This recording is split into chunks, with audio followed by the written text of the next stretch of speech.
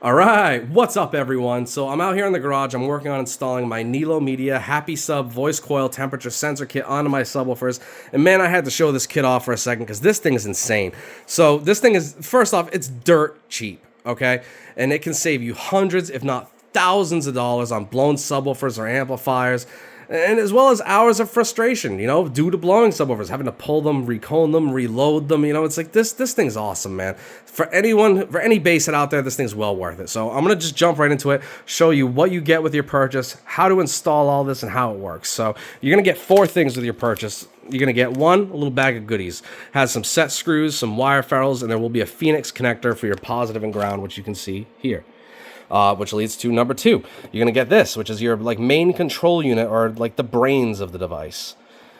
Three, you're gonna get your OLED screen readout, and four is your actual infrared temperature sensor with the basket clip to mount it in place. And this clip is gonna be distinguished by which one you select at purchase. So this is the TI style basket.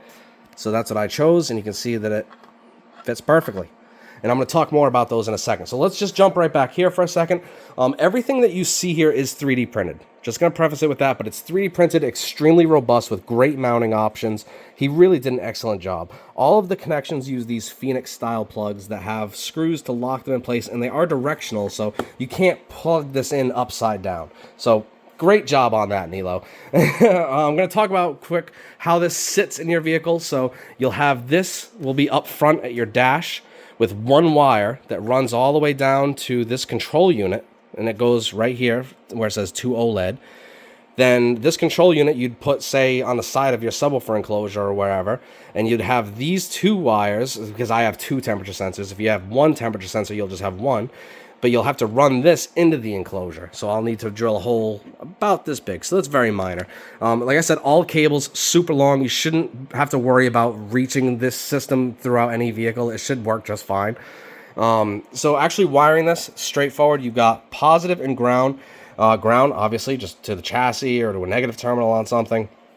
Your positive is going to be a switched 12-volt fused positive. So you're going to want to, you could take an amplifier's remote turn on and just put a fuse in line with it and run it to this, because it draws 0.078 amps of current, not even 1 amp of current to run this thing.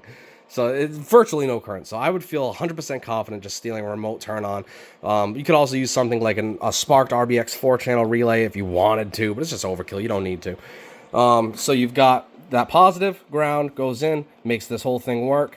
And then, like I said, over here, it's just input data from the sensor, output data to the screen. That's it. That's how this whole thing works. It is so friggin' simple.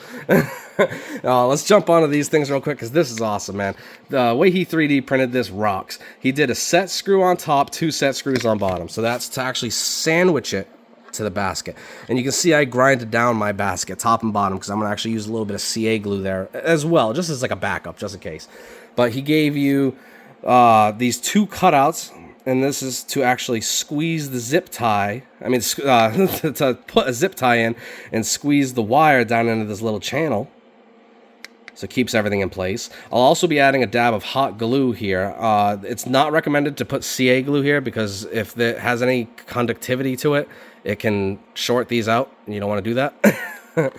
But yeah, he banged it out of the park with these things. These things are awesome. They even have multiple notches in them. So like right now, this sensor is pointed out this way. I could change it. I can have the sensor point up, down, you know what I'm saying, all different angles.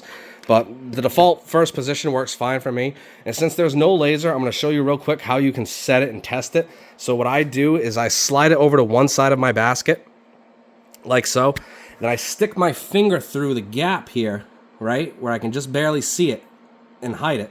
And you can see it says 60. I'm on SP1, okay? So it says 60. I put my finger out, 64. Put my finger back, 60. Put my finger back out, 64. And you can see my finger is right here where the coil would be. So now I know that that's vertically level, and I just have to put this wherever I want, left and right, and point it at the coil, and it's good. So yeah, I mean, this thing is just the whole kit's awesome, man. And even this thing is it's super responsive. It's highly accurate. So right now, if I just put this thing right here, watch the speed.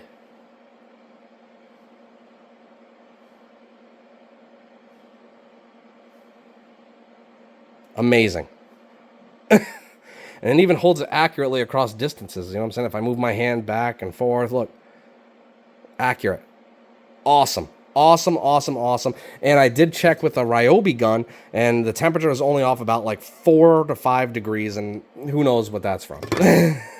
So yeah, awesome, awesome, awesome kit. Highly recommend checking out Nelo Media because this thing is a game changer. Stop blowing subs. Start enjoying the hobby the way that it's meant to be enjoyed.